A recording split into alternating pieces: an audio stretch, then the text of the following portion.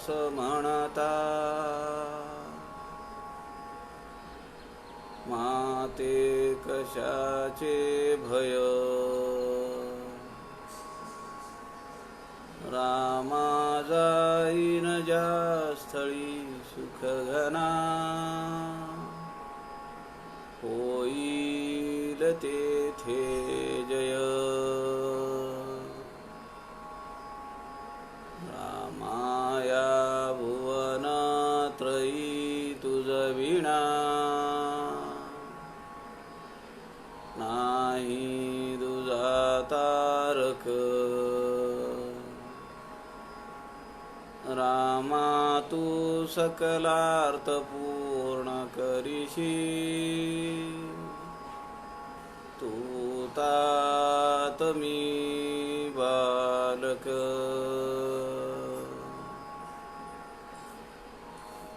सुखा सारिखे पूर्ण वैराग्य ज्याचे, वसिष्ठा परी ज्ञान योगेश्वराचे.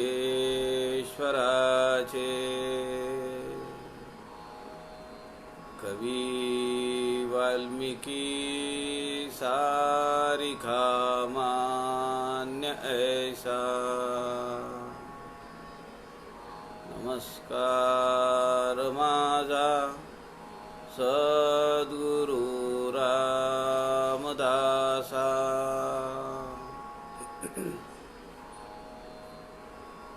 मला वाटते अंतरी त्वा वसावे, तुझ्या दासबोधासी त्वा बोधवावे. अपत्या परी पाजवी प्रेमरसा, महाराजया सद्गुरु रामदासा.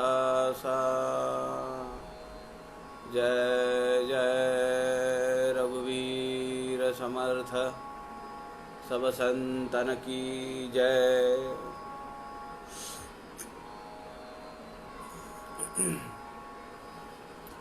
सज्जन हो, नमस्कार.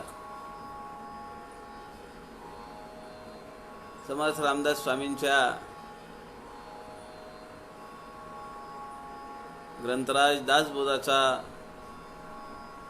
अभ्यास, समासांवरचं चिंतन मनन आपलं चालू आहे.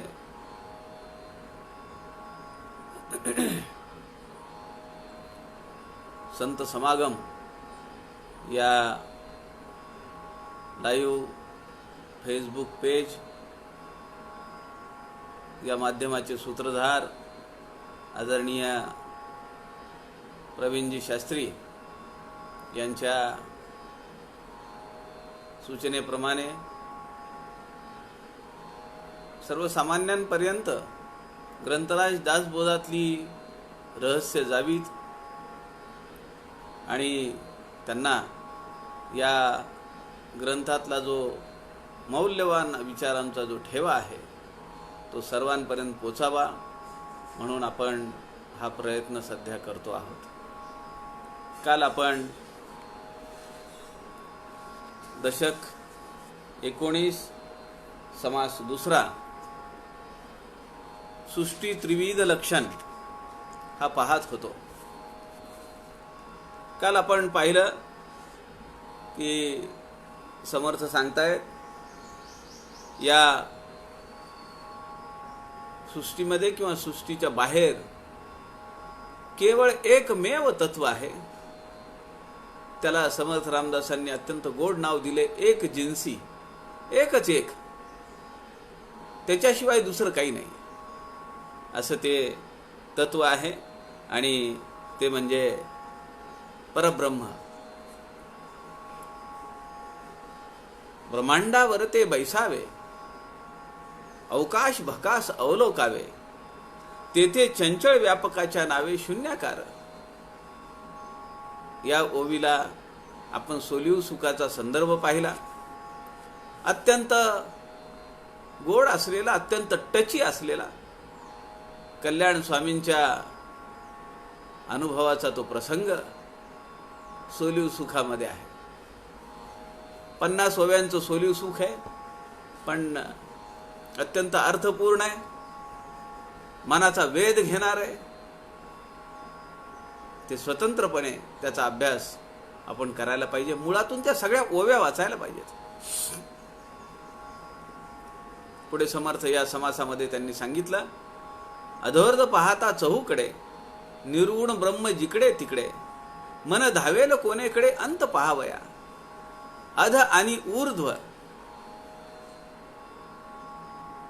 अधोगतीला जाणार आणि ऊर्ध्वगतीला परमात्म तत्वाकडे जाणार, असं सगळीकडे वर गेल्यानंतर ते परमात्म तत्व आहे, परब्रह्म जिकडे तिकडे. पुढे समर्थांनी कल्पना म्हणजे काहीच नाही, ब्रह्म दाटले ठाईच्या ठाई, वाक्यार्थ विवरत जाई म्हणीजे बरे. काय करावं तर महावाक्यांचा अर्थ घ्यावा. तो अर्थ आपण उद्या उपनिषदाच्या सौ अलकाताई मुतालिक त्यांची उपनिषदावरची जी छांदोग्य उपनिषद त्यांनी आज पहिला भाग सांगितला. उद्या उपनिषदातल्या महावाक्याचा अर्थ तत्वमसी, त्यावर त्याचं विश्लेषण उद्या त्यांच्या व्याख्यानात होईल सकाळी 10 वाजता. समर्थ म्हणतात की त्याचा अर्थ आपण विचार केला पाहिजे, त्याचं मनन केलं पाहिजे. समर्थ दासबोधामध्ये म्हणतात, महावाक्याचा जप नाही बोलिला, पण त्याचं विवरण काय अर्थ आहे त्याचा. 4 वेदांची 4 महावाक्य आपण काल पाहिली. ऋग्वेदाचं आहे प्रज्ञानम ब्रह्म, प्रज्ञा उच्च पातळीवरची मेधाशक्ती. ज्ञान, ज्ञान हेच ब्रह्म आहे. माझ्या स्वतःच्या स्वरूपाचं ज्ञान मला होणं म्हणजे मी ब्रह्मरूप होणं आहे. यजुर्वेदाचं वाक्य आहे, अहम ब्रह्मास्मी, मी ब्रह्म आहे. 4 वाक्यांची 4 महावाक्य आहेत. सामवेदाचं वाक्य आहे तत्वमसी, ते जे तत्व आहे एकमेव सगळीकडे भरून व्यापून राहिलेलं ते म्हणजे मी आहे. तत्वम असी, ते मी आहे. असी म्हणजे असणे. आणि अयम आत्मा ब्रह्म, मी स्वतः ते तत्व आहे, मी स्वतः ब्रह्म आहे. अयम आत्मा, अशी ही 4 वाक्य 4 वेदांची आपण त्याचाही विचार काल केला. समर्थ पुढे म्हणतात, परब्रह्मा एवढे थोर नाही, श्रवणापरते साधन नाही. श्रवणाचं महत्व समर्थ रामदासांनी अनेक ठिकाणी वर्णन केलेले. 5 समास समर्थ रामदासांनी दासबोधामधले श्रवणासाठी वेचलेले आहेत. आणि बाकी इतरत्र तर अनेक ठिकाणी त्यांनी श्रवणाचं महत्व आपल्याला पटवून दिलेलं आहे. श्रवण, मनन, चिंतन, निधिध्यास आणि आत्मसाक्षात्कार. मनन आणि चिंतन एकच. श्रवण जे केलेलं आहे मग ते तुम्ही टीव्ही मध्ये पहा, वाचन करा, सीडी मध्ये ऐका, पेन ड्राईव्ह मध्ये ऐका, मोबाईल मध्ये ऐका, पुस्तक घेऊन वाचा, हे सगळे श्रवण आहे. जे श्रवण केलंय त्याचं मनन करणे, त्यावर चिंतन करणे, हा दुसरा टप्पा आहे. निधिध्यास नुसतं ऐकायचंय का, त्याला अंतःकरणात उतरवायचंय आणि ते आपल्या कृतीत आचरणात आणायचंय. आपल्या आचरणामध्ये ते दिसलं पाहिजे. आपल्या चालण्या बोलण्यामध्ये लोकांच्या लक्षात आलं पाहिजे की अरे हा सामान्य माणूस नाहीये, हा वेगळ्या पठडीतला माणूस आहे. काय त्याचे विचार आहेत, काय त्याचं चालणं आहे, काय त्याचं बोलणं आहे, काय त्याचं आचरण आहे. आपल्या या सगळ्या क्रियांमधून आपलं वेगळेपण त्याला जाणवलं पाहिजे.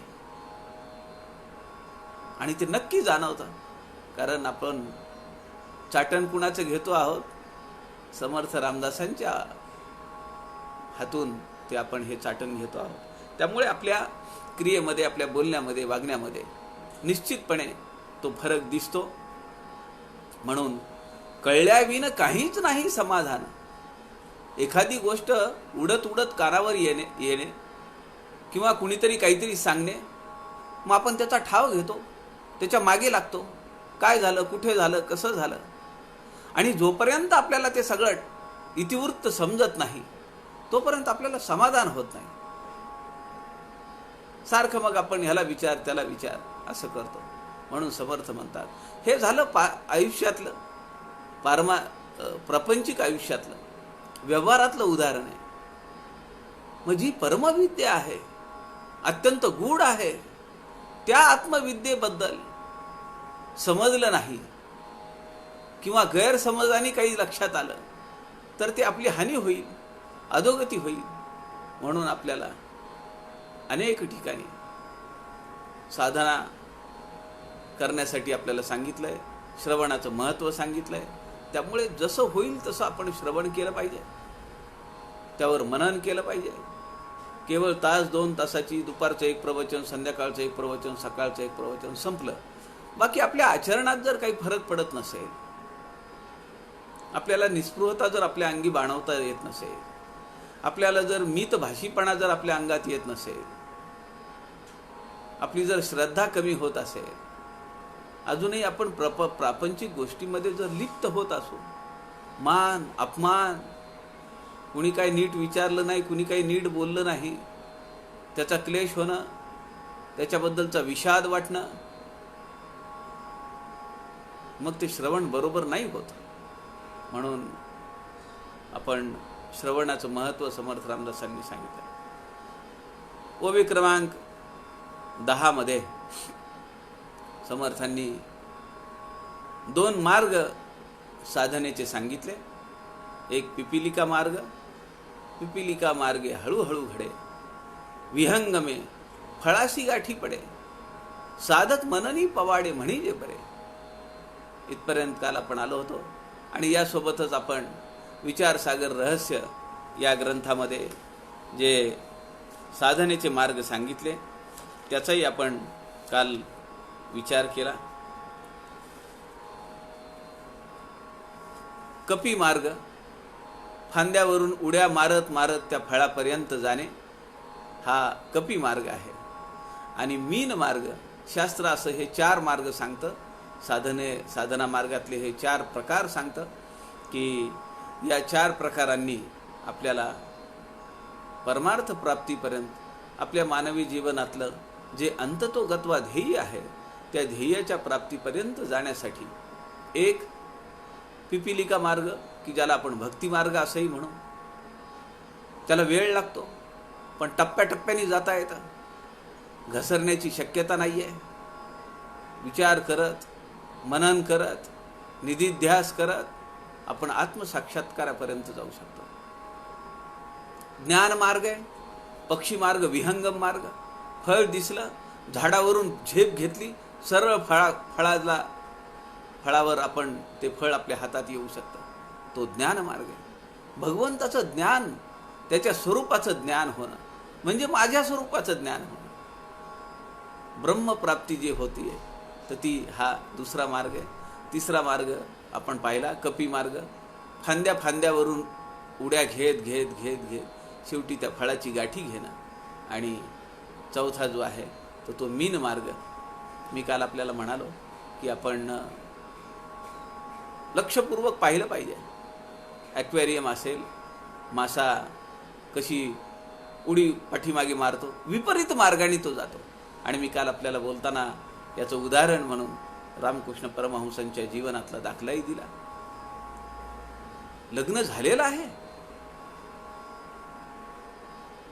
आणि ते तोतापुरी परमहंसांना म्हणतायत, ठाकूर माझं लग्न झालेलं आहे पण मी तुमचा अनुग्रह घेईन. अत्यंत विलक्षणच आहे ते. म्हणजे स्वामी विवेकानंद त्यांचे शिष्य, शिष्यानी गुरुची मी मागे याचं पुनरुक्ती होईल. पण रामकृष्ण परमहंस द्रव्याला हात लावत नाहीत, पैशाला हात लावत नाहीत.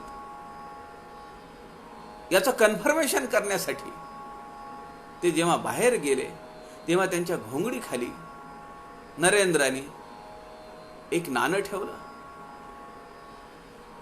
आणि ते गुपचूप बघत बसले. थोड्या वेळाने ठाकूर आले, त्या घोंगडीवर बसले आणि एका क्षणात उठले. माझ्या घोंगडीखाली कुणी विस्तव ठेवलाय.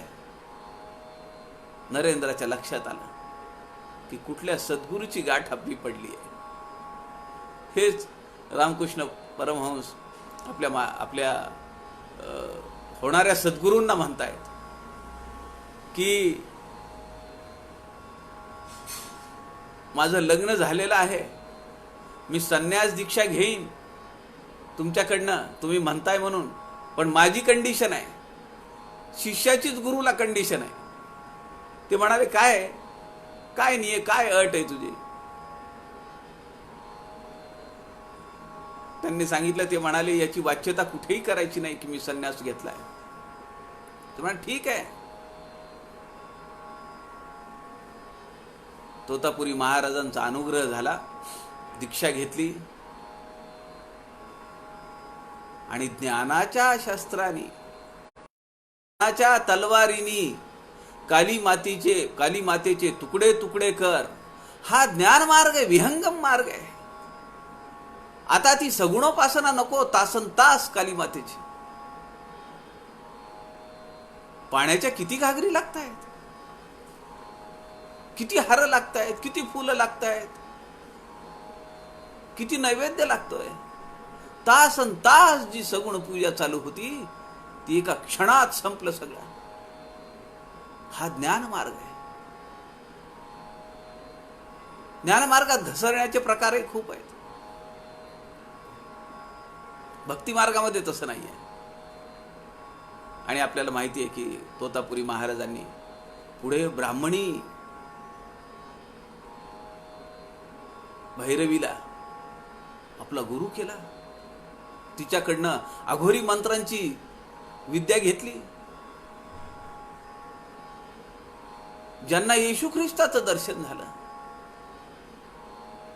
ज्यांनी मशिदीमध्ये वास्तव्य केलं. रामकृष्ण परमहंसांना लोकांनी विचारलं तुम्ही काय करतात त्या मशिदीमध्ये. ते म्हणाले काली माता बांग देताना कशी दिसते ते मी पाहतो. पैगंबरांचं दर्शन त्यांना झालं. किती विलक्षण आहे सगळं. आपली पत्नी म्हणजे आपल्या दृष्टीने त्यांची पत्नीच आहे शारदा माता. 18 वर्षांनी लहान आहेत. त्यांनी विचारलं एके दिवशी की तुम्ही मला काय म्हणून पाहता. रामकृष्ण परमहंसांनी सांगितलं मी तुमच्यामध्ये काली माता पाहतो.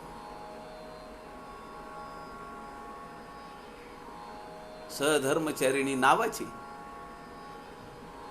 कुठलाही संबंध नाहीये, पण या अंतःकरणातलं त्या अंतःकरणात बरोबर समजत होतं. अंतर लांब आहे. Physical distance, social distance.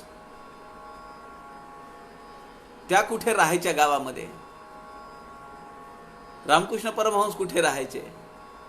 पण रामकृष्ण परमहंसांच्या मनात काय विचार आलाय, त्याची योजना काय करायची आहे, ती शारदा मातांना समजत असे.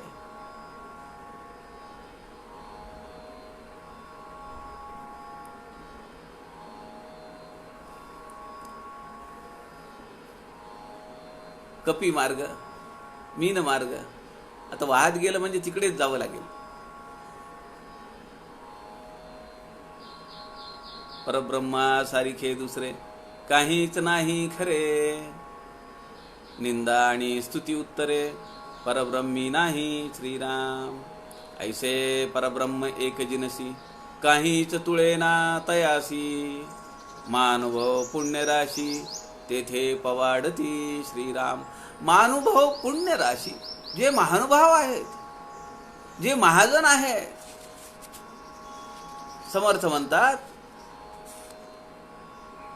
तेथे पवाडती, तिथे जातात, तिथपर्यंत पोचतात.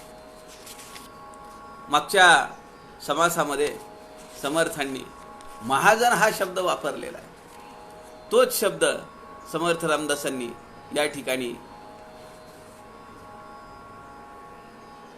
महानुभव म्हणजे महानुभाव, ज्यांचा अनुभव महान आहे असा महानुभाव, ते तेथे पवाडती म्हणजे ते तेथे जातात.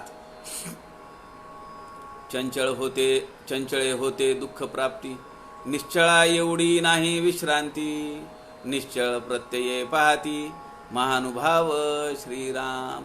जे महानुभाव आहेत ते कायम त्याची प्रचिती घेतात.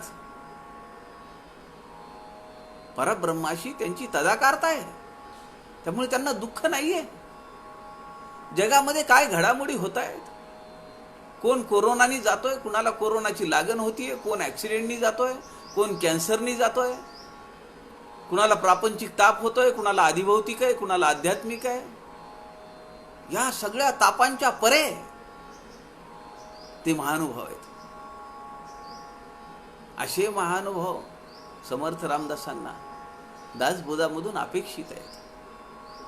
आणि आता या शेवटच्या अगदी फॅग एंडला समर्थ रामदासांना वाटतं की आता मी एवढा दासबोध सांगितला, आता लोकांना प्रचिती यायला पाहिजे ना. ती जर प्रचिती येणार नसेल तर मग माझ्या सांगण्याला काय अर्थ आहे.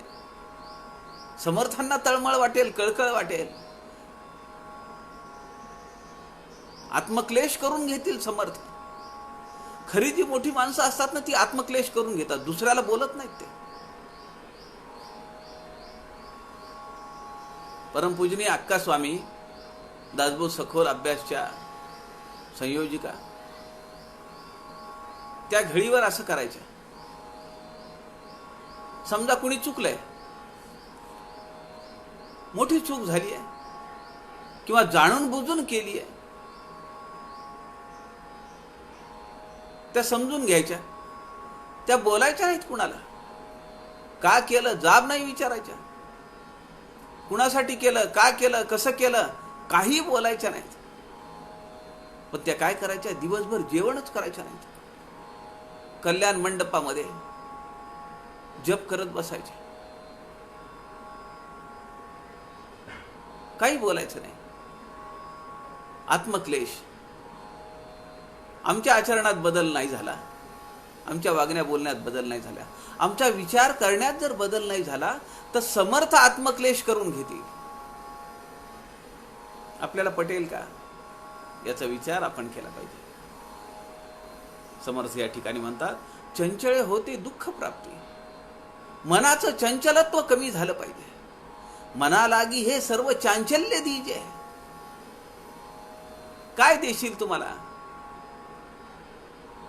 अहो, दासबोध सांगून समर्थांजवळ राहणाऱ्या सज्जनगडावरच्या शिष्यांना जर काही फारसी त्यातून प्राप्ती झाली नसेल, म्हणून समर्थ रामदासांनी पुन्हा आत्माराम सांगितला.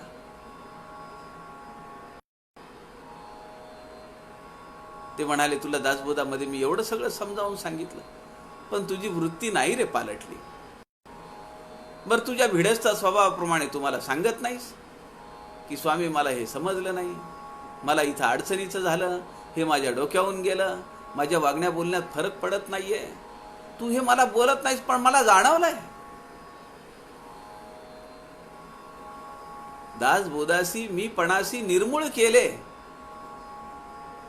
मी प्रयत्न करण्याचा ते निर्मूळ करण्याचा प्रयत्न केला, पण ते मीपणा गेलाच नाही. म्हणून मनाच्या श्लोकामध्ये समर्थ म्हणतात, मनालागी हे सर्व चांचल्य दीजे. काय देशील तुम्हाला? काही देऊ नको. आणि जे नाहीच आहे तुझं, तू काय मला देणार आहेस? मग मला काय दे? तुझ्या मनाचं चंचलत्व दे.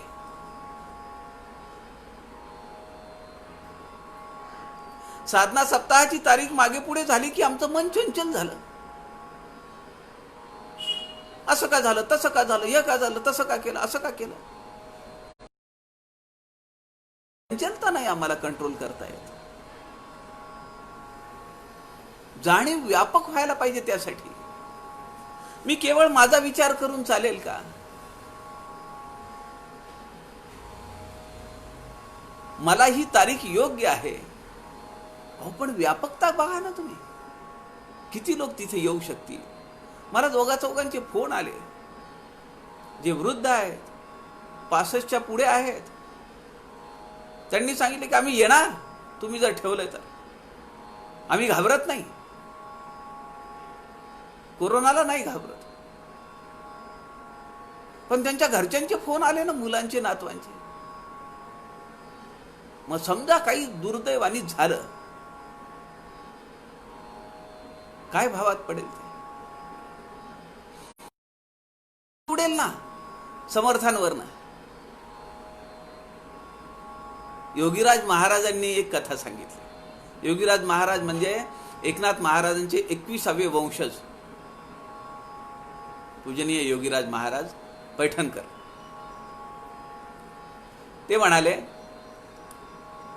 एका मुलाने सांगितलं, कॉलेजमधल्या मुलाने, माझा विश्वास उडाला म्हणले सगळा. थोडाफार होता तोही उडाला देवावरचा. तेव्हा काय झालं? ते म्हणले, मी एका दर्शनाला गेलो. दर शनिवारी मी दर्शनाला जायचो. ठराविक ठिकाणी माझे चप्पल जोड मी ठेवून जायचो. मी एवढ्या वर्षापासून जातो आहे, दर माझा शनिवार चुकला नाही.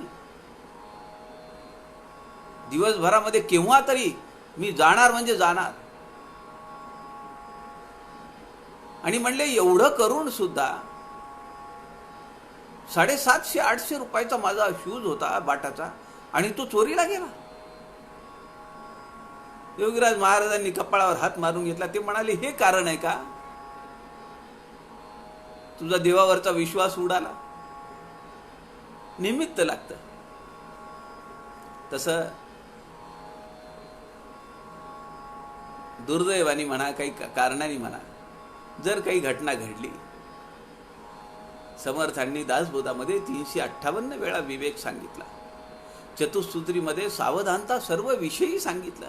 आणि एवढ्या वेळा, सगळ्या एवढ्या वारंवार सांगून जर आम्ही जर सावध राहणार नसू, आम्ही जर विवेक बाळगणार नसू, तर समर्थ काय करतील? कपाळावर हात मारून घेतील का नाही? म्हणतील, कशाला मी यांना जवळ केलं? व्यापक केली पाहिजे जाणीव आपली. संकुचित वृत्ती नाही पाहिजे, आणि चंचलता तर बिलकुल नाही पाहिजे. होणार ते होय ना का, जाणार ते जाये ना का, तुटली मुळीची आशंका. असं झालं असतं तर तसं, तसं झालं असतं तसं. ज्या ज्या गोष्टी होणार आहेत त्या बरोबर त्या वेळेला होणार आहेत. आपण त्याचं कर्तेपण घेऊ नये. म्हणून आपल्याला दासबोध सखोल अभ्यास साधना सप्ताहाची तारीख पुढे ढकलावी लागली. एक व्यापक अर्थाने ती पुढे ढकलली आहे. म्हणून समर्थ म्हणतात, शांतता जर पाहिजे असेल, समाधान जर पाहिजे असेल, तर चंचळे होते दुःख प्राप्ती. मनाची जेवढी चंचलता असेल, घटके तिथं, घटकेत तिथं, घटकेत असं, घटकेत तसं, तेवढं दुःख जास्त आहे. म्हणून मनाला हे सर्व चांचल्य दीजे, काही देऊ नकोस तू, कारण तुझ्याकडे नाहीच आहे काही. काय देणार तू? आणि नाशिवंत मला घेऊन काय करायचंय? आत्मारामामध्ये समर्थ सांगतात, तुला जे काही वाटतं मी हे द्यावं ते द्यावं, अरे ते सगळं नाशिवंत आहे ना. ते सगळं दृश्य आहे, त्याचा जन्म झालेला आहे. यद दृष्टम तन नष्टम, जे जे आज दिसतं आहे ते उद्या नष्ट होणार आहे. कुणीही अमरपट्टा घेऊन आलेलं नाहीये. मग ते नाशिवंत मला कशाला देतो? हा, तुझ्याकडे एक आहे, तुझ्या मनाचं चंचलत्व आहे, ते तू मला दे, बाकी काही नको. समर्थांना आपलं चंचलत्व घेऊन काय करायचंय? पण आपल्याला शांतता मिळवून द्यायची आहे, समाधान मिळवून द्यायचं आहे. परब्रह्माची तदाकारता मिळवून द्यायची आहे, आपल्याला महानुभाव करायचा आहे. आणि असा महानुभाव समर्थ म्हणतात, महानुभाव पुण्यराशी तेथे पवाडती. त्या परब्रह्माची तदाकारता, त्याची प्रचिती ते घेतात. मुळापासून शेवटवरी विचारणा केलीच करी, प्रत्ययाचा निश्चयो अंतरी तयासीच फावे श्रीराम. कल्पनेची सृष्टी झाली, त्रिविध प्रकारे भासली, तीक्ष्ण बुद्धीने आणली पाहिजे म्हणा श्रीराम. मुळापासून शेवटवरी विचारणा केलीच करी, प्रत्ययाचा निश्चयो अंतरी तयासीच फावे. समर्थ सांगतायत, मन, निदिध्यास, अनुभव यामुळे दृढ निश्चयामध्ये त्याचा परिणाम दिसतो. अंतःकरणामध्ये तो दृढ निश्चय वर सांगितलेला आहे, श्रवणासारखे दुसरे साधन नाही. मुळापासून शेवटवरी विचारणा केलीच करी. मनन, चिंतन. विचारणा म्हणजे जे श्रवण केलेलं आहे त्यावर मनन करणे, त्यावर चिंतन करणे. प्रत्ययाचा निश्चय अंतरी, आणि जी प्रत्यय येईल, जो अनुभव येईल, त्याचा निश्चय अंतरी दृढपणे बसवला पाहिजे. पाहिजे म्हणा तयासीच फावे, त्यालाच ते प्राप्त होऊ शकतं असं समर्थ म्हणतायत. कल्पनेची सृष्टी झाली, आगा जे घडलेची नाही त्याची वार्ता पुससी काही. समर्थ दासबोधात म्हणतात, अरे हे सगळं घडलेलंच नाहीये रे, हे दीर्घ स्वप्न चालू आहे. भगवंताला पडलेलं स्वप्न आहे. त्या स्वप्नातले आम्ही प्यादे आहोत आणि आम्ही आमचं एक विश्व निर्माण केलेलं आहे आणि त्या विश्वामध्ये आम्ही रममाण आहोत, आम्हाला माहितीच नाही की आमचं हे जीवन किती क्षणभंगूर आहे. पण त्यात आम्ही रममाण आहेत, गुंतून पडलेलो आहोत. ईश्वरे मोठे सूत्र केले, मनुष्य मात्र गुंतून राहिले. ढूंढते रह जाओ. कल्पनेची सृष्टी झाली, त्रिविध प्रकारे भासली, तीक्ष्ण बुद्धीने आणली पाहिजे म्हणा. आता इथून समर्थ रामदासांनी सृष्टीची विविध लक्षणं सांगितलेली आहेत. काय की या ओव्यांमध्ये, या समासामध्ये, समासाचं नाव आहे सृष्टी त्रिविध लक्षण. सृष्टीची लक्षणं आणि ती 3 टप्प्यांमध्ये तिचा विकास झालेला, असं ते समर्थांना याच्यामध्ये ते सांगायचे. की हा विषय अनेक वेळा येऊन गेलेला आहे. मी जसं म्हणालो तसं पहिल्या 10 दशकांचा हा उपसंहार आहे, एक्स्ट्रॅक्ट आहे. शेवटचा जो दशक आहे हा पहिल्या 10 दशकांचा सार आहे. समर्थ म्हणतात, पहिला जो टप्पा आहे, मूळ मायेपासून त्रिगुण, अवघे एकदेशी लक्षण, 5 भूतांचा ढोबळा गुण दिसत आहे. मागच्या समासामध्ये समर्थ म्हणतात, त्या ढोबळा शब्दावरून जाणणे नेणणे वेगळे केले. मागचाच समास आहे, पूर्णापूर्ण निरूपण. जाणणे नेणणे वेगळे केले, ढोबळे पंचभूतिक उरले. काय उरलं? पंचभौतिक सृष्टी. विपरीत ज्ञान समजले पाहिजे जीवी. ही सृष्टी खरी आहे असं वाटणं हे विपरीत ज्ञान आहे. आता साप आहे, अंधारामध्ये सापासारखा दिसतंय, ह्याच्यासाठी तिथं दोरी तरी पाहिजे ना, अधिष्ठान पाहिजे ना.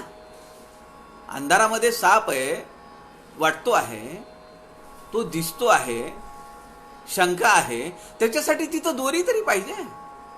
मग आता ही सृष्टी निर्माण झाली आहे, ह्याला अधिष्ठान काय?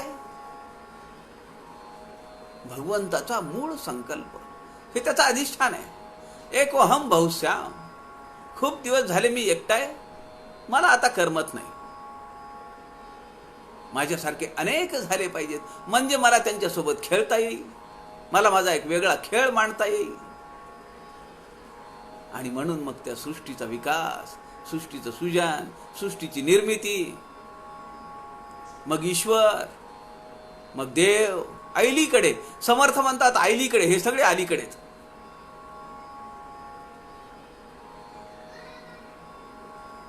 मूळ मायेपासून त्रिगुणापर्यंत हा पहिला टप्पा आहे. सर्वेश्वर सर्वज्ञ, साक्षी द्रष्टा ज्ञान घन, परेश परमात्मा जगत जीवन मूळ पुरुष, ते मूळ माया बहुगुणी, अधोमुखे गुण क्षोभिणी, गुणत्रये तिजपासून निर्माण झाले.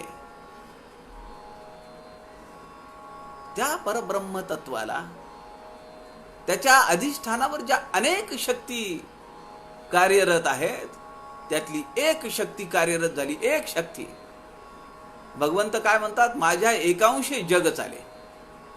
एका अंशावर जग चालू आहे, बाकीचे 99 अंश सुप्त आहेत.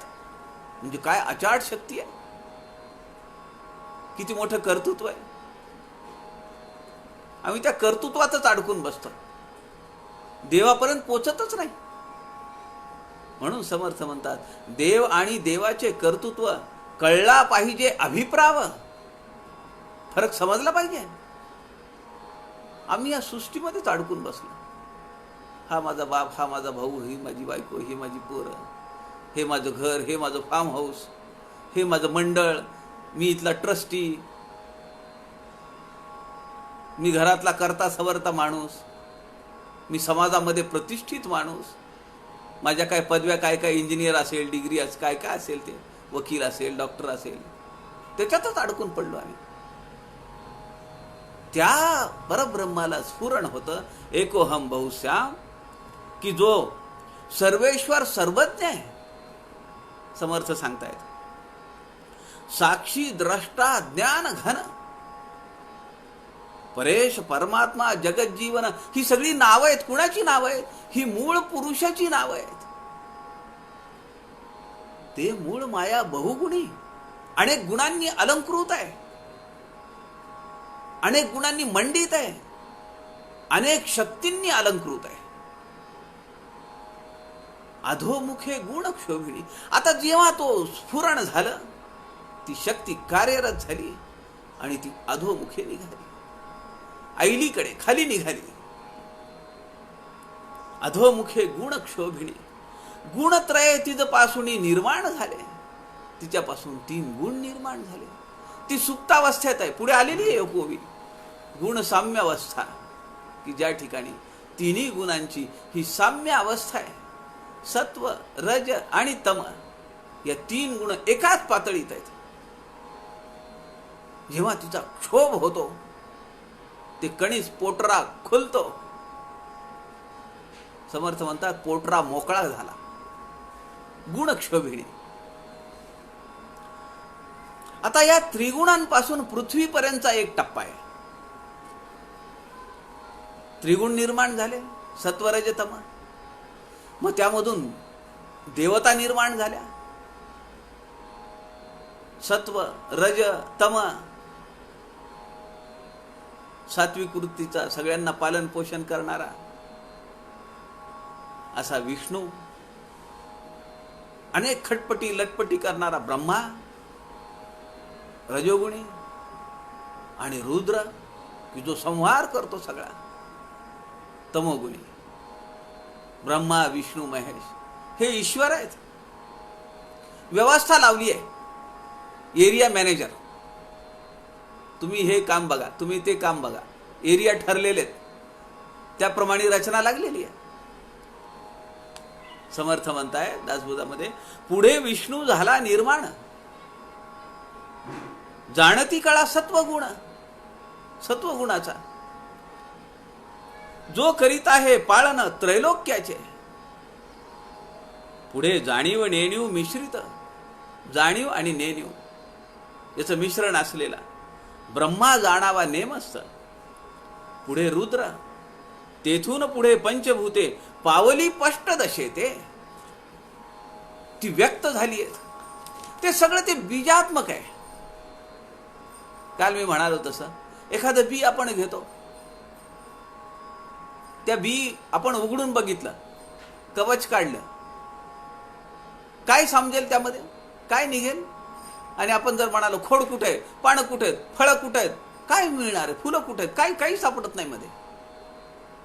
पण जेव्हा भूमी आणि जीवन हे त्याला लाभतं तेव्हा त्याचा अंकुर फुटतो, एक वर निघतो. सगळ्यांच्या बाबतीत आहे. वनस्पती असतील, प्राणी असतील, मनुष्य असेल, जन्म झाल्याबरोबर एक अंकुर ऊर्ध्वगामी आणि एक अंकुर अधोगामी अधोगामी जातो. आणि त्या ऊर्ध्वगामी जाणाऱ्या अंकुराला पालन पोषण त्याचं करतो.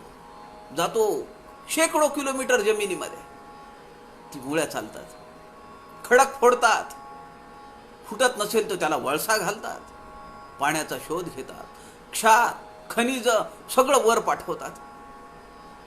अव्याहतपणे ते काम करत असतात.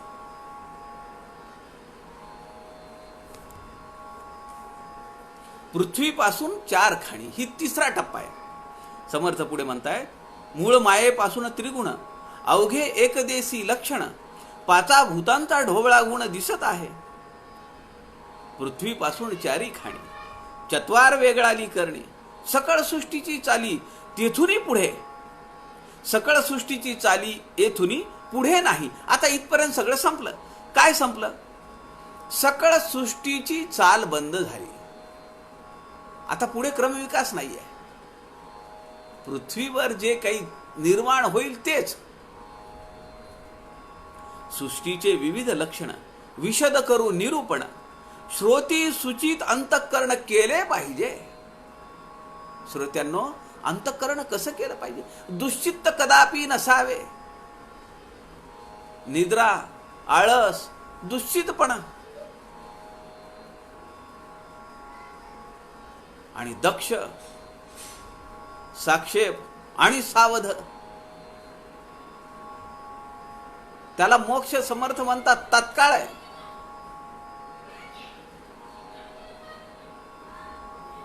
सावध, साक्षेपी, दक्ष, तयास तात्काळची मोक्ष. आणि ज्याला निद्रा, दुश्चितपण आणि आळस आहे त्याला त्याच्यात सगळ्या आयुष्याचं पाणी फिरलं. सृष्टीचे विविध लक्षण विशद करू निरूपण, श्रोती सूचित अंतःकरण केले पाहिजे. मूळ माया जाणीवेची, मुळी सूक्ष्म कल्पनेची. कल्पना आहे. जैसी स्थिती परे वाचेची तद्रूपची ते. परे वाचेची स्थिती काय हो? बोलू शकते का ती? वाचा आहे, नाव वाचा आहे, पण बोलता येतं.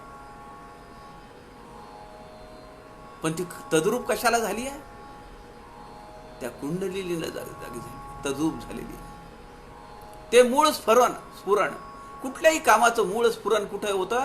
आमच्या बेंबीच्या देठाजवळ होतं. म्हणून आपण काय म्हणतो, काय ओरडला? बेंबीच्या देठापासून ओरडला. बेंबीचा देठ कुठे आहे? का बेंबी ही देठ आहे? नाभी कमल, विष्णूचं स्वरूप आपल्या समोर, डोळ्यासमोर आलं पाहिजे. तिथून सगळ्या सृष्टीचा विकास आहे. कारण तिथं स्फुरण आहे. तिथून निघालेलं कमळ आहे. आणि त्या कमळावर ब्रह्मा स्थानापन्न आहेत. विकासाची जड तिथे आहे, निर्मितीची जड तिथे आहे, सृजनाचं मूळ तिथे आहे. म्हणून ते नाभी कमळ आहे. समर्थ म्हणताय, जैसी स्थिती परे वाचेची. परे वाचेची स्थिती डोळ्यासमोर आणा. आणि ती तद्रूप कशाला झाली आहे? त्या मुळीच्या संकल्पनेला. अहम ब्रह्मास्मी, एकोहम बहुश्याम. अनेक तयार झाले पाहिजेत. समर्थ पुढे म्हणतात, अष्टधा प्रकृतीचे मूळ, ते हे मूळ मायाच केवळ. सूक्ष्म रूप बीज सकळ, मुळीच आहे श्रीराम. अष्टधा प्रकृतीचे मूळ, ही अष्टधा प्रकृती आपल्या समोर जी जमा झालेली आहे, ज्याचा एक घटक, एक अंश म्हणून आपण आहोत. पंचमहाभूत आणि सत्व रजतम हे 3 गुण. दासबोधाचं चिंतन करायचं. सत्व गुण वाढला, बँकेत जायचंय, पासबुक आणायचंय, अपडेट करायचंय, उद्या मोठा उत्सव आहे त्याच्यासाठी पैसे काढायचे आहेत, बँडवाला बोलवा, पटांगण घाला, हे करा, ते करा, ते करा. हे सगळं काय? रजोगुण आहे. आणि ही सगळी व्यवस्था केली आणि एखाद्या दोघांनी काम नाही केलं व्यवस्थित, अद्वा तद्वा बोलतो आपण. समजत नाही का तुला? एवढा मोठा सोहळा माझ्या घरात चालू आहे, महिनाभर अगोदर बुकिंग करून ठेवलं मी, आणि आता तू म्हणतो तब्येत ठीक नाही आहे. कोरोना झाला काय तुला? काय येत नाही तू? रुद्र तमोगुण खवळला.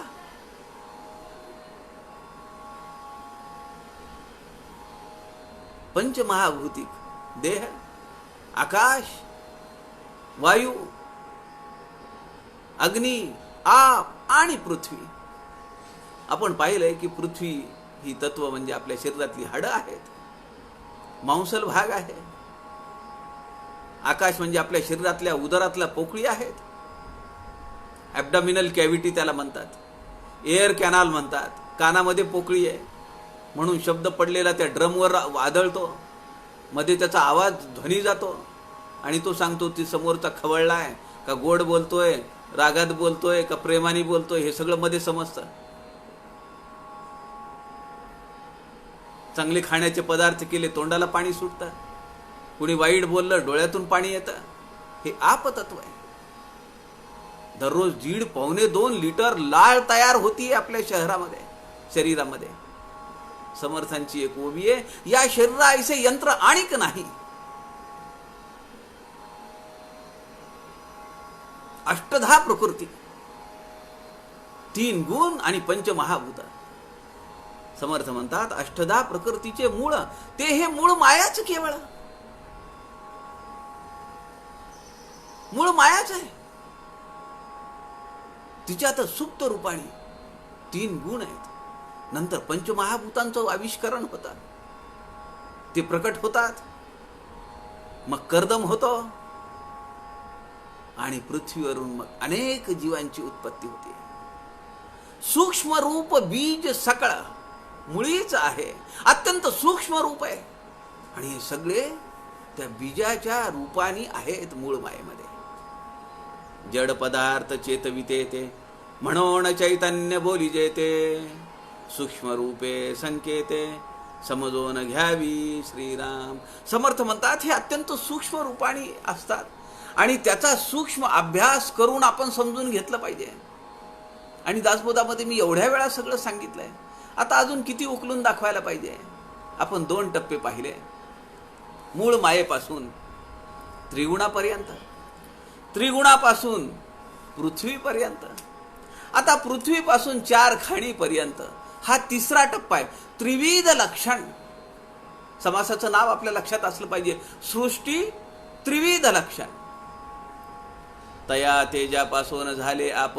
आता ही सगळी पंचभौतिक अगोदर झाले बरं का. परब्रह्माच्या अत्यंत समीप असलेलं तत्व, त्याच्या बरोबरीचं, त्याची उपमा देण्यायोग्य ते आकाश तत्व. त्यामध्ये वायू निर्माण झाला. आकाश, वायू, तेज, आप, आणि आप आळून पृथ्वीचा गोळा झाला. तया तेजापासून झाले आप, आप आळून पृथ्वीचे रूप. पुढे औषधी अमुप निर्माण झाल्या श्रीराम. औषधीपासून नाना रस, नाना बीज अन्नरस. 84 लक्ष योनीचा वास भूमंडळी श्रीराम. 84 लक्ष योनी, 4 खाणी, 4 वाणी, त्या सगळ्यांचा विकास या पृथ्वीवर होतो असं समर्थ म्हणतात. समर्थ या ओवीमध्ये म्हणताय जड पदार्थ चेतविते ते, जे जड आहे, अनात्म आहे, त्याला चेतना देतं. त्याला संजीवनी देतं. म्हणून चैतन्य बोली देते. ते चेतना देतं, संजीवनी देतं, जिवंतपण देतं, म्हणून त्याला चैतन्य म्हणायचे. सूक्ष्म रूपे संकेते समजून घ्यावी. अत्यंत सूक्ष्म अभ्यास करून या चैतन्याचं स्वरूप आपल्याला समजून घेतलं पाहिजे. त्यामध्ये चैतन्याचे 4 प्रकार सांगितले. खरं तर हा उपनिषदाचा भाग आहे. आपल्याला उद्या ते सकाळी पाहायचंच आहे. तत्वमसी 4 प्रकार चैतन्याचे विचार सागर रहस्यमध्ये सांगितले. एक कूटस्थ चैतन्य, दुसरा आहे जीव चैतन्य, तिसरा आहे ईश्वर चैतन्य आणि चौथा आहे ब्रह्म चैतन्य. काय फरक आहे हो? विचार सागर रहस्य ब्रह्मीभूत साखरे महाराजांचा हा ग्रंथ आहे. आपण सगळ्यांनी तो ठेवला पाहिजे आपल्याकडे. कुठल्याही चांगल्या धार्मिक पुस्तकांचं जे दुकान असतं त्या ठिकाणी हा ग्रंथ मिळतो. यामध्ये उपनिषदांचं सार आहे. अनेक तत्वज्ञानावर उदाहरणं देऊन ते तत्व समजावून सांगण्याचा प्रयत्न साखरे महाराजांनी केलेला आहे. छोटं पुस्तक आहे, 100-1 पानांचं, पण अत्यंत मौलिक विचार ज्ञानाने पुरेपूर शिगोशिग भरलेला असा हा ग्रंथ आहे. तो आपल्याकडे असला पाहिजे. कूटस्थ चैतन्य, साखरे महाराज म्हणतात, बुद्धी किंवा व्यष्टी अज्ञानाचं जे अधिष्ठान चैतन्य आहे ते कूटस्थ चैतन्य. काय अर्थ आहे? बुद्धी किंवा व्यष्टी अज्ञानाचे चैतन्य. व्यष्टी म्हणजे पिंड, व्यष्टी म्हणजे जीवात्मा, एक देह. त्याच्यातलं जे अज्ञानाचं चैतन्य आहे ते कूटस्थ चैतन्य. जीव चैतन्य काय? दुसरा प्रकार. वरील प्रमाणे म्हणजे कूटस्थ चैतन्य जे आहे, कूटस्थ चैतन्य बुद्धी किंवा अंतःकरण, त्यामध्ये खूप खूप मोठा विषय हा. तसं पाहिलं तर सत्व गुणांपासून काय झालं, रजगुणांपासून काय झालं, मग ते प्राणमय कोश, अन्नमय कोश, वायुमय कोश, ते वेगवेगळे प्रकार, 5 प्रकार. या ठिकाणी साखरे महाराज म्हणतात जीव चैतन्य म्हणजे काय? तर कूटस्थ चैतन्य की जे व्यष्टी अज्ञानाचं चैतन्य. नंबर 2 बुद्धी किंवा अंतःकरण. नंबर 3 चैतन्याचे प्रतिबिंब, ज्याला चिदाकाश असं म्हणतात. हे 3 मिळून जीव चैतन्य होतात. तिसरं आहे ईश्वर चैतन्य आणि चौथं आहे ब्रह्म चैतन्य. आता असं आहे की हे कूटस्थ चैतन्य, बुद्धी आणि बुद्धी चैतन्याचं पडणारं प्रतिबिंब, हे 3 मिळून तत्वमसी, त्याला हे नाव दिलेलं आहे. की जे आपण उद्या सकाळी पाहणार आहोत. सकाळच्या छांदोग्य उपनिषदातल्या अलकाताई मुतालिकांच्या प्रवचनामध्ये याचा आपण विचार करू. आज त्यांनी सांगितले उद्या याच्यावर विचार करायचा आपल्याला. सामवेदाचं हे वाक्य आहे, तत्वमसी, तत्त्वम असी. आता हे या महावाक्यामध्ये तत् म्हणजे ते ईश्वर चैतन्य आहे, त्वम म्हणजे तू जीव चैतन्य, आणि असी म्हणजे आहेस. ईश्वर चैतन्य हे तू जीव चैतन्य आहेस. याचाच अर्थ असा आहे ते ईश्वर चैतन्य तू आहेस. हे 4 प्रकार आहेत: कूटस्थ चैतन्य, जीव चैतन्य, ईश्वर चैतन्य आणि ब्रह्म चैतन्य. या तत्वमसी या महावाक्यामध्ये ते ईश्वर चैतन्य तू आहेस हे शास्त्र, हे उपनिषद त्या जीवात्म्याला सांगतं. या अर्थी आता यातलं जे तू हे पद आहे, या अर्थी जे त्वम पद आलेलं आहे, त्या त्वम पदाचा वाच्यार्थ जीव चैतन्य आहे. ते वाक्य जे वरचं आहे त्वम, आणि असी, असी म्हणजे आहे. वाच्यार्थ आणि लक्षार्थ आपल्याला माहिती आहे, शब्दार्थ आणि गूढार्थ. तर हे जे त्वम पद आलेलं आहे, त्वम पद हे जीवाचं चैतन्य आहे. आणि त्याचं जे लक्षार्थ आहे तर ते आहे कूटस्थ चैतन्य. आणि म्हणून अहम पदाचा वाच्य हा जीव आहे. अहम पदाचं वाच्य हे जीव आहे, तर लक्ष केवळ कूटस्थ आहे. असा समर्थ रामदासांनी हे जे सांगितलंय की चैतन्य म्हणून चैतन्य बोली जेते, सूक्ष्म रूपे संकेते समजून घ्यावी. एका अधिकारी पुरुषाकडनं खरं तर या सगळ्या गोष्टी समजून घ्यायला पाहिजे, पण ओघाने त्याचा थोडा का होईना विचार आपल्या पुढे मांडणं हे माझं एक काम होतं. प्रकृती पुरुषाचा विचार, अर्धनारी नटेश्वर, अष्टदा प्रकृतीचा विचार, सकळ काही श्रीराम, गुप्त त्रिगुणाचे गूढत्व, म्हणून संकेत महत्त्व, गुप्त रूपे शुद्ध सत्व, तेथेची वसे श्रीराम. जेथून गुण प्रगटती, 30 गुणक्षोभिणी म्हणती, त्रिगुणाची रूपे समजती, धन्य ते साधू श्रीराम. समर्थ म्हणतात ही सगळी जी प्रोसेस आहे, सृष्टी त्रिविध लक्षण, कशी सृष्टी इव्हॉल्व होत गेली, कसा ते उत्क्रमण होत गेलं, कसा क्रमविकास होत गेला, हे समजून घेणं. आणि ज्याला हे समजतं, जो समजून घेण्याचा प्रयत्न करतो, तो साधू आहे. किती सोपी व्याख्या आहे. उद्यापासून आपण सगळे साधू आहेत, कारण आपण हे समजून घेण्याचा प्रयत्न करतो आहोत. समजतं का नाही समजतं ते परमेश्वराला माहिती, समर्थांना माहिती आहे.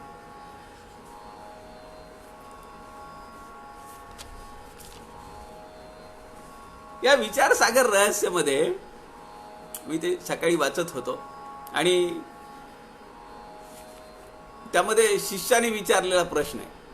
आता इथं जे काही समर्थ म्हणतायत की त्रिगुणाची रूपे समजती, धन्य ते साधू, या ठिकाणी समर्थ असं सांगतायत की ही सगळी प्रोसेस समजून घेणं हे साधूचं लक्षण आहे.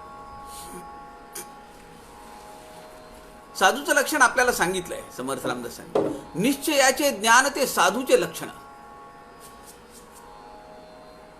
To be not to be नाही, do or die, not to ask why. आपल्याला माहिती आहे स्वामी विवेकानंदांचं ते वाक्य. दृढ निष्ठा,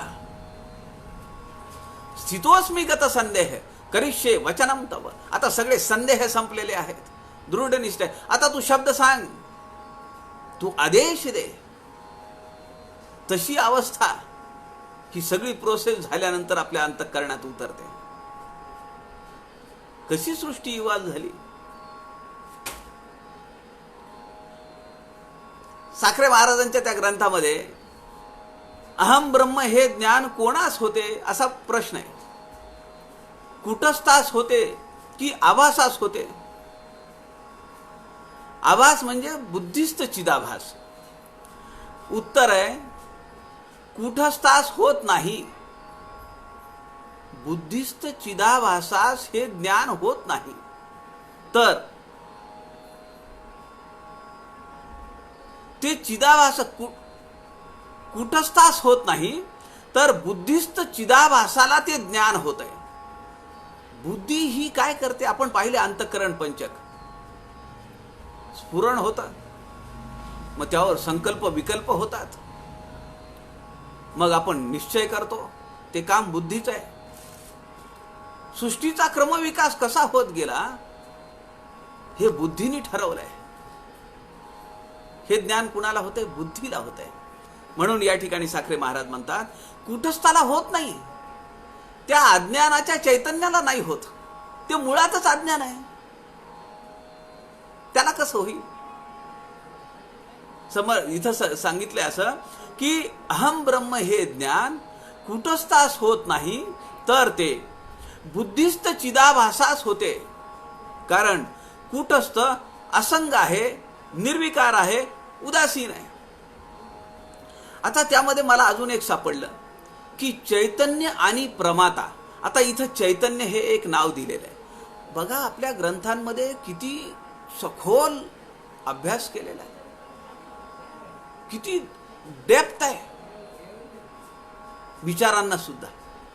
चैतन्य म्हणलं की आमच्या लक्षात येतं की बाबा कुणीतरी चेतवलंय. पण समर्थ आमच्या ऋषी मुनींनी चैतन्य आणि प्रमाता याच्यामध्ये फरक केलाय. चैतन्य म्हणजे काय, प्रमाता म्हणजे काय, एक उदाहरण त्यांनी दिलंय. फार गोड उदाहरण आहे, समजण्यासारखं आहे. विषय कठीण आहे, म्हणून मी सुरुवातीलाच म्हणालो, कालही मी समासाच्या सुरुवातीला म्हणालो की हा दशक खरी परीक्षा घेणार आहे. माझ्यासारखे अल्पबुद्धी अल्पमती माणसांनी काय सांगायचं. प्रयत्न करतो आहे, ग्रहपाठ दिलेला आहे. 10 पैकी 8 मार्क पडतात, 7 मार्क पडतात, 5 पडतात माहीत नाही, पण ग्रहपाठ केलाय घरी. हे तरी पाठीवर हात थाप पडेल का नाही समर्थांची. मार्क किती पडले ते सोडून दे, किती तज्ञ आहेस तू सोडून दे, पण तू केलंस, हो मन लावून केलंस, असं तर म्हणतील. सूर्याचा सामान्य प्रकाश आपल्या घरामध्ये येतो. काय उदाहरण दिलंय बघा, चैतन्य आणि प्रमाता. घरामध्ये प्रकाश येतो, भिंतीवरही पडतो. भिंतीवर मी आरसा लावलेला आहे बघा.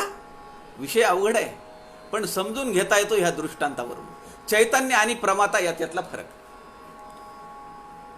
आता भिंतीवर प्रकाश पडला, घरामध्ये प्रकाश आला ना, सूर्य उगवला, उजाडलं, फटफट चक्क प्रकाश पडला, सगळं उजळून निघालं. घरातल्या भिंतीवरही सूर्याचा प्रकाश आलाय. त्या भिंतीवर एक आरसा लावलेला आहे, बाहेर पडताना भांगपट्टी करायला, स्नो पावडर टिकली लावायला, ते लावून मग बाहेर पडायचं. त्यासाठी तो आरसा पाहिजेच ना घरात. केस कशी आहेत काय नाही हे सगळं बघितलं पाहिजे. त्या भिंतीवर एक आरसा आहे आणि सूर्यप्रकाशाचा एक कवळसा त्या आरशावर पडतो आहे. बघा, घरामध्ये सूर्यप्रकाश आहे, ऑलरेडी आहे, सामान्य प्रकाश आलेला आहे. भिंतीवरही सूर्यप्रकाश आहे. एका भिंतीवर आरसा आहे, त्या भिंतीवर एक कवळसा पडलाय आणि तो परावर्तित होतोय. 2 प्रकाश भिंतीवर आहेत, एक सामान्य प्रकाश आहे आणि एक आरशामधून परावर्तित झालेला प्रकाश आहे. आपण आपल्या घरामध्ये अनेक वेळा पाहिलेलं आहे का नाही? हे कितीतरी वेळा पाहिलंय, आमच्या कधीच लक्षात नाही आलं. साखरे महाराज म्हणतायत त्याचप्रमाणे भिंतीवर सामान्य प्रकाश आहे, भिंतीवर लावलेला आरशावर पडलेला प्रकाशाचा कवळसा तो परावर्तित होतोय आणि त्याचं एक प्रकाशाची झुळूक, प्रकाशाचे एक किरण किंवा प्रकाश तो भिंतीवर पडलेला आहे. आता या ठिकाणी साखरे महाराज म्हणतायत अंतःकरणाच्या ठिकाणी जड पदार्थाप्रमाणे चैतन्याचा सामान्य प्रकाश असून आभासाचा दुसरा एक प्रकाश पडलेला आहे. अशा दोन्ही प्रकाशांनी युक्त असलेल्या अंतःकरण विशिष्ट चैतन्यास प्रमाता असे म्हणतात. काय कठीण विषय, पण मजा आहे. विवर्ता विवर्ता विवर्ता विवर्ता, किती विवर्ता माहित नाही, पण विवर्ता विशेषच्या विशेष कळो लागे, एवढं तर समजलं आम्हाला. आणि काय सुरेख दृष्टांत दिलाय. आज आपण सकाळी पाहिल्या सुरेख काही काही गोष्टी आहेत, त्याचा संदर्भ आपण आपल्या उपनिषद मालिका उपनिषद गंगा, आपल्याला कदाचित कल्पना असेल, ती पुन्हा रिटेलिकास्ट झाली. या रामायण महाभारत जेव्हा चालू होतं ना, रामायण चालू होतं तेव्हा ती उपनिषद मालिका दूरदर्शनवर लागत होती, उपनिषद गंगा. त्यामधले अनेक प्रसंग, मोद प्रमोद प्रिय, प्रिय मोद आणि प्रमोद अशी ती सिक्वेन्स आहे. ती परवा आपण ऐकली. त्यानंतर आजचा जो संदर्भ सांगितला की मी इथं आनंदात आहे, कारण त्याच्याकडे चंचलत्व नाहीये.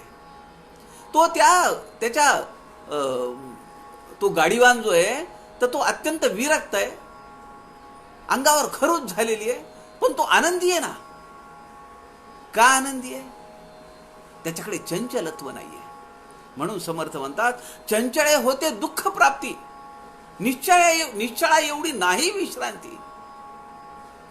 शिष्या एकांती बैसावे, स्वरूपी विश्रांतीस जावे.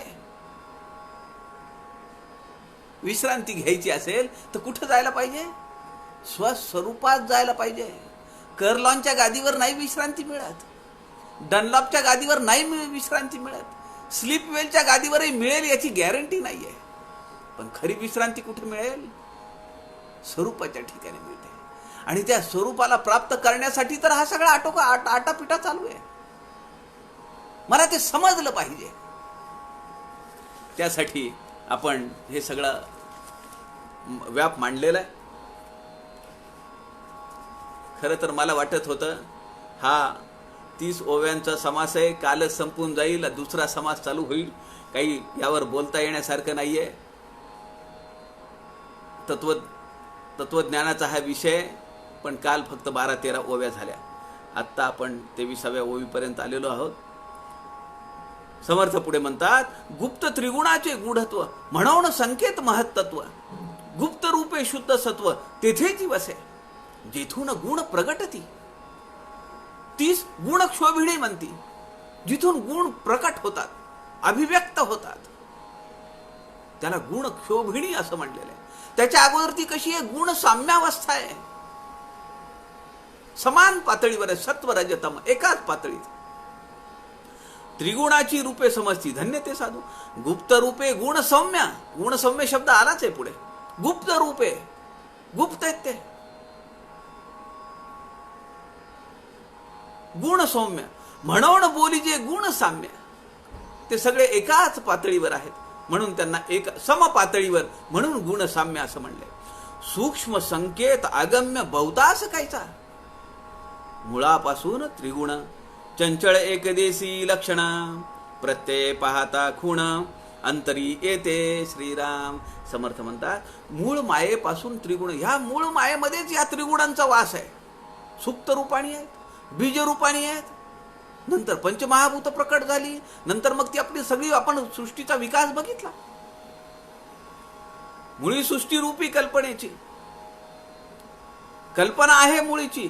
जयेपासून देवत्रयाची काया झाली, देवांची काया, ब्रह्मा विष्णू महेश त्यांची शरीर तयार झाली. म्हणून समर्थ म्हणतात, ब्रह्मा विष्णू महेश अलीकडे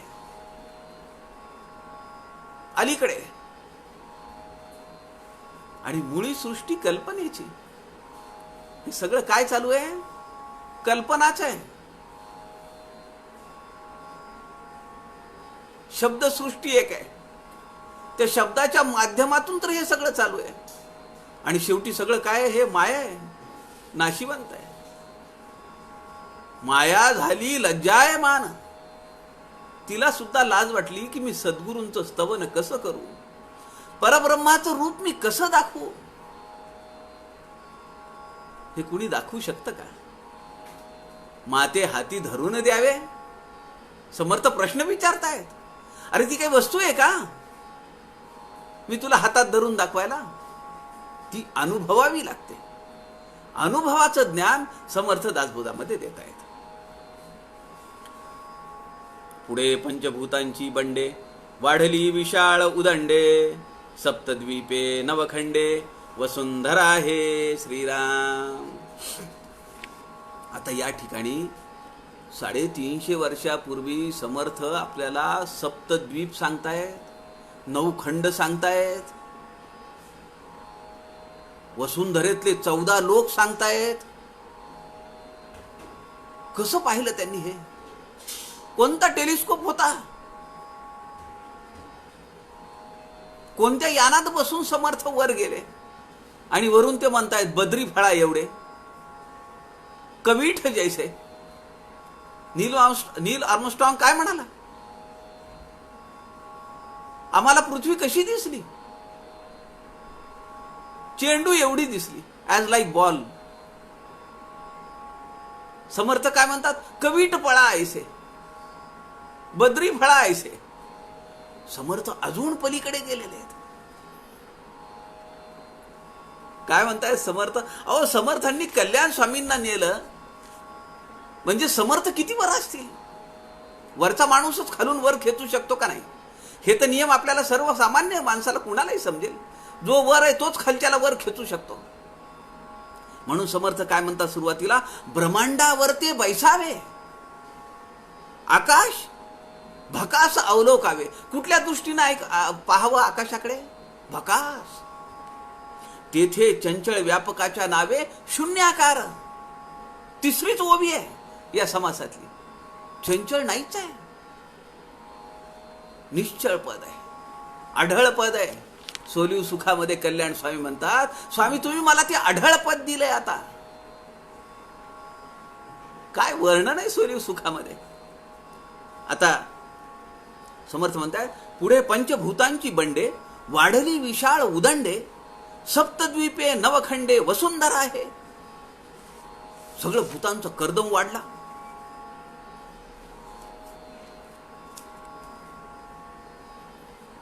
वसुंधरा, सप्तद्वीपे आणि नवखंडे. वसुंधरामध्ये 14 लोक आहेत. काही वर आहेत, 7 वर आहेत आणि 7 खाली आहेत. दासबोधामध्ये समर्थांनी सांगितलंय 7 भुवने वर झाली. भूरलोक, भुवरलोक, स्वरलोक, महरलोक, जनलोक, तपोलोक आणि सत्यलोक. ही वरची आहेत सप्तभुवने. खालची आपल्याला एकच माहिती आहे, पाताळात कोंबीन तुला, पाताळात घालीन. पण त्या पाताळामध्ये 7 लोक आहेत. अतल, वितल, सुतल, तलातल, रसातल, महातल आणि पाताल. ही 7 भुवन, 7 खालीन 7 वर. वसुंधरेची 14 भुवन आहेत ही. त्याच्या अलीकडे समर्थ म्हणतात, पुढे पंचभूतांची बंडे. आपण काय म्हणतो, बंड मोडून काढलं पाहिजे. काल आपण पाहिलं विठ्ठल सुंदरनी केलेलं बंड, ते मोडायला आता माधवरावांना पाठवलंय. पेशव्यांच्या काळातलं सांगतो मी. तुम्ही म्हणाल हे कुठे दासबोधामध्ये, हे काय तुम्ही बंड सांगू लागले. बंड म्हणजे बेदिरी. कुणी कुणाचं ऐकत नाही, म्हणून कॅन्सर होतो. एक रचना लावलेली आहे ना, सगळं त्या त्या रचनेप्रमाणे काम करते. पण काही वेळा असं होतंय की कुणी कुणाचं ऐकत नाही, म्हणून त्या सेल्स वाढत राहतात. मग तुम्ही त्याला काय काय करा, सर्जरी केली तर मग तो त्या बेफाम वाढतात. आम्हाला कापतो का, आम्हाला काढतो का. आपल्याला माहिती असेल ट्युमर्स किंवा जे कॅन्सर ग्रोथ जी असते त्यामध्ये 2 प्रकार आहेत, एक बिनाईन आणि एक मॅलिग्नंट. बिनाईन जे असतात ते ट्रीटमेंटनी, केमोथेरपीनी, औषधांनी ती कमी होतात. पण जे मॅलिग्नंट असतात, चुकून आमच्या वेटरनरी फील्डमध्ये बायोप्सी वगैरे करायच्या भानगडीत कुणी पडत नाही. आली का ग्रोथ, कापून काढून टाका. ती जर कापली आणि तो जर मॅलिग्नन्सी जर असेल, तर जी ग्रोथ 6 महिन्यामध्ये झाली, जेवढा तो टिश्यू 6 महिन्यात वाढला आणि त्याची जर सर्जरी झाली आणि ती जर मॅलिग्नन्सी असेल, तर 1 महिन्यात त्याच्यात दुप्पट वाढ होते. हे बंड आहे. समर्थ म्हणतात, पुढे पंचमहाभूतांची बंडे, वाढली विशाळ उदंडे. उदंड आणि विशाळ. महाभक्त प्रल्हाद, त्याला विशेषण आहे. उदंडाला विशेषण आहे विशाळ. वाढली विशाळे उदंडे, सप्तद्वीपे नवखंडे. सप्तद्वीप कुठले, समर्थांनी वर्णन केलेलं या 7 द्वीपांचं. जंबू, प्लक्ष, शाल्मली, कुश, क्रौंच, शाक, पुष्कर, अशी ही 7 द्वीप आहेत. समर्थांनी त्याचं वर्णन केलेले. नाना लोक नाना स्थाने, चंद्र सूर्य तारांगणे, सप्तद्वीपीचे 14 भुवने, अलीकडे श्रीराम. हे सगळं अलीकडे, परब्रह्माच्या अलीकडे. नवखंडे, 9 खंड आहेत. आता जर आपण पाहिलं आपल्या या जगाचे खंड किती आहेत, द्वीप किती आहेत, सागर किती आहेत, याचा एक वेगळा अभ्यास आहे. आणि याचा दासबोध सखोल अभ्यास मध्ये प्रश्न आहे. एका ठिकाणी इतिहासातली खंडांची नावं लिहा आणि आताची नावं लिहा. समर्थ रामदासांनी नवखंडांचं वर्णन केलंय. भरत, वृत्त, रम्य, द्वयभाल, केतुभाल, हरी, विधिमाल, हर्ष आणि सुवर्ण. समर्थ म्हणतात, नवखंड हे वसुंधरा, सप्तसागरांचा फेरा, ब्रह्मांडाबाहेरील नीरा, कोण पाहे श्रीराम. आज सकाळी त्याचा ओझरता उल्लेख उपनिषदाच्या वक्तव्यात आला. पाणीच पाणी आहे सगळीकडे. समुद्रात पाणी आहे, जमिनीत पाणी आहे, हवेत पाणी आहे, वर पाणी आहे, सगळीकडे पाणी आहे. आमच्या शरीरात किती पाणी आहे? या पृथ्वीचा 70% भाग पाण्याने व्याप्त आहे. आमच्या शरीरात किती पाणी आहे? पाण्याचे किती प्रकार आहेत? शिष्याला पडलेला प्रश्न आहे. ब्रह्मांडाबाहेरील नीरा, कोण पाहे? काय समर्थांना ज्ञान आहे हो? कुठून हे, कुठला टेलिस्कोप होता, कुठलं काय समर्थांकडे होतं की जेणेकरून हे सप्तद्वीप, 14 भुवन, नवखंड, सप्तसागरांचा फेरा आणि जमिनीच्या पाताळापासून आकाशापर्यंत, अंतराळापर्यंत असलेलं पाण्याचं आपतत्वाचं वास्तव्य. किती गहन विषय आणि किती गहन ज्ञान समर्थांकडे आहे. एवढा मोठा वारसा आम्हाला लाभलेला आहे.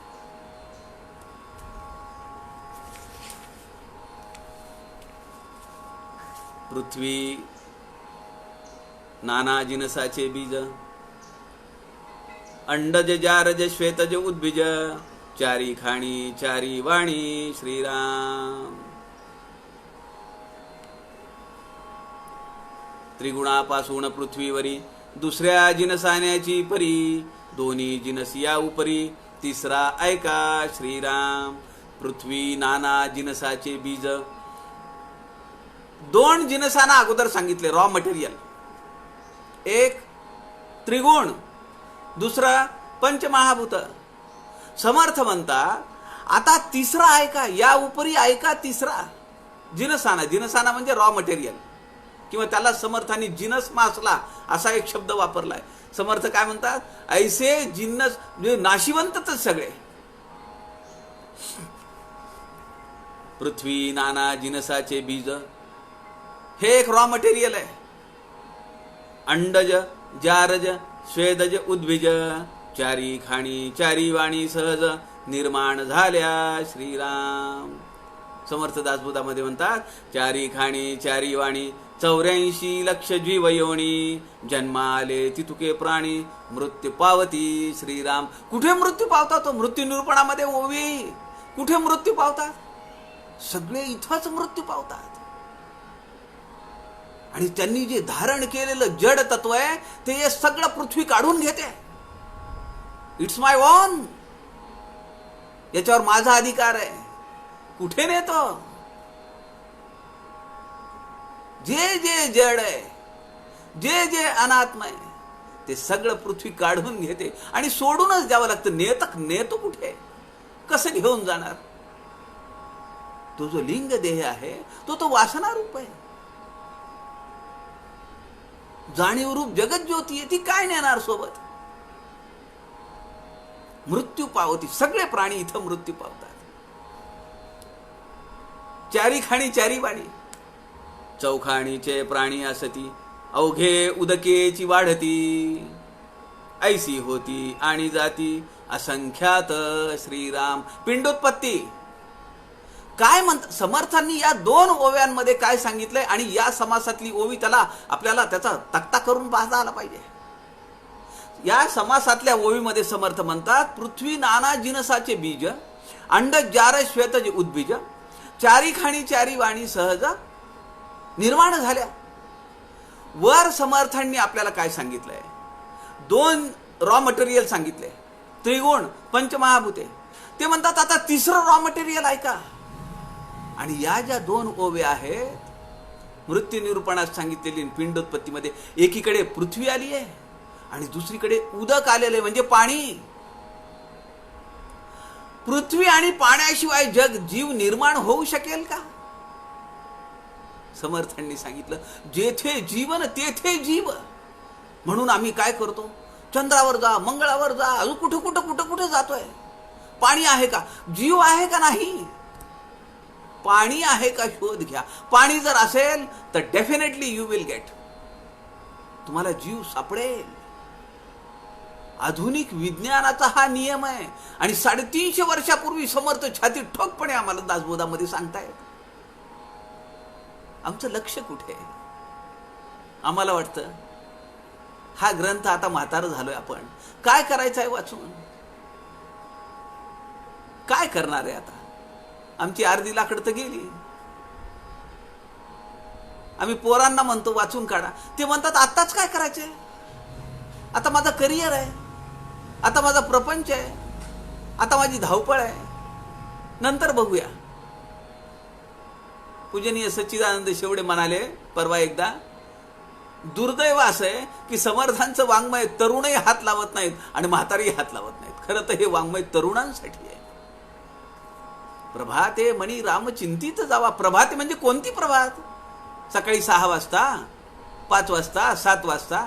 आयुष्याची प्रभात, जिथं मला समजतं की माझ्या जीवनाचं झुंजमुंजू झालंय, तिथून मी राम म्हणायला चालू केलं पाहिजे.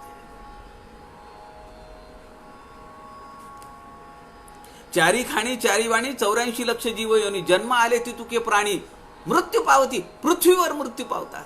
आणि इकडे समर्थ म्हणतात, चौखाणीचे प्राणी असती अवघे उदकेची वाढती. इकडे पृथ्वी आहे, इकडे उदक आहे.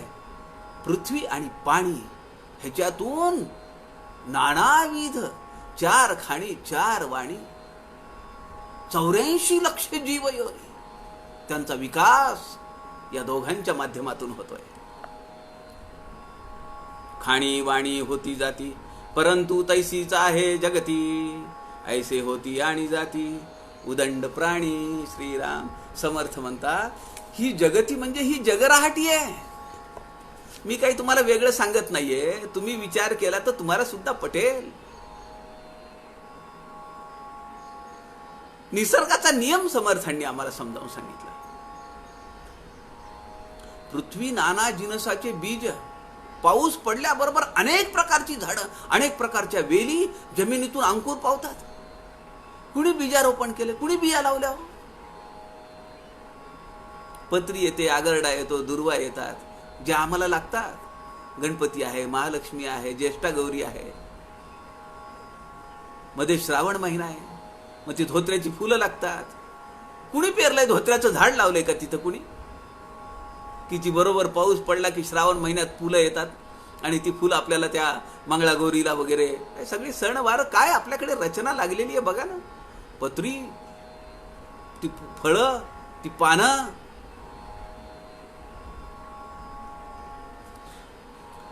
अंडज, जारज, श्वेदज, उद्बीज या 4 खाणींशिवाय, या 4 योनीशिवाय चौथा 5वा प्रकार नाहीये. अंड्यापासून ज्यांचा जन्म होतो ते अंडज आहेत. जारज ज्यांना पिशवी आहे, ज्यांना झार लागलेला आहे, ज्यांना अन्ननलिका आहे, प्रत्येकाला एक फिटल, त्याला फिटल मेम्ब्रेन असं म्हणतात, त्याची पिशवी आहे. जारज. श्वेदज घाम. स्वेद म्हणजे घाम, स्वेद म्हणजे आप, आपामध्ये जीव जगतो. स्वेदज. आणि उद्बीज जमिनीतून वर येणार. कुणी त्यांना पेरत नाही, पण येतात, अनेक झाडं येतात, त्यांची विविध गुण आहेत. वनस्पती आहेत, औषध आहेत, या 4 खाणी आहेत. समर्थ म्हणतात ही जगाची रीत आहे. खाणी वाणी होती जाती, परंतु तैसीच आहे जगती. ऐसी होती आणि जाती उदंड प्राणी. असंख्य प्राणी आहेत, होतात जातात. शेवटची ओवी ही या समासातली सृष्टी त्रिविध लक्षण. आणि दुसरी ओवी काय? पहिली आणि दुसरी ओवी. समर्थ म्हणतात मूळ माया नसता चंचळ, निर्गुण ब्रह्म ते निश्चळ. जैसे गगन अंतराळ चहूकडे, दृश्य आले आणि गेले, परी ते ब्रह्म संचले. जैसे गगन कोंदाटले चहूकडे. समर्थ म्हणतात दृश्य आले आणि गेले, परंतु ब्रह्म कोंदाटले चहूकडे. समर्थ शेवटच्या ओवीमध्ये म्हणतात खाणी वाणी होती जाती. अनेक जीव जन्माला येतात, जगतात आणि जातात. पण इथं काय राहतं? परंतु ऐसी होती आणि जाती उदंड प्राणी. अनेक प्राणी होतून येऊन जातात, पण आमच्यासारखे सद्भाग्य, आमच्यासारखं भाग्य फळाला आलेले फार कमी प्राणी आहेत, कमी मनुष्य आहेत की ज्यांना समर्थांचा दासबोध हातात गवसला. परमार्थाच्या वाटेवर आम्ही चालू लागलो. आणि जे इथं राहणार आहे असतची असे, जे परब्रह्म आहे त्याचा शोध आम्ही घेणार आहोत. त्याच्याशी आम्हाला तदाकारता घ्यायची आहे. म्हणून समर्थांच्या कच्छपी लागलं पाहिजे, समर्थांची छाटी सोडली नाही पाहिजे.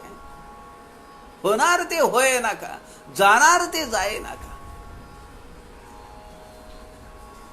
असाच अभ्यास पुढे चालू ठेवण्यासाठी उद्या दुपारी पुनश्च 2 वाजता भेटूया. आपल्या सगळ्यांच्या हृदयस्थ परमेश्वरास नमस्कार करतो. झालेली सेवा समर्थांच्या चरणी अर्पण करतो. जय जय रघुवीर समर्थ.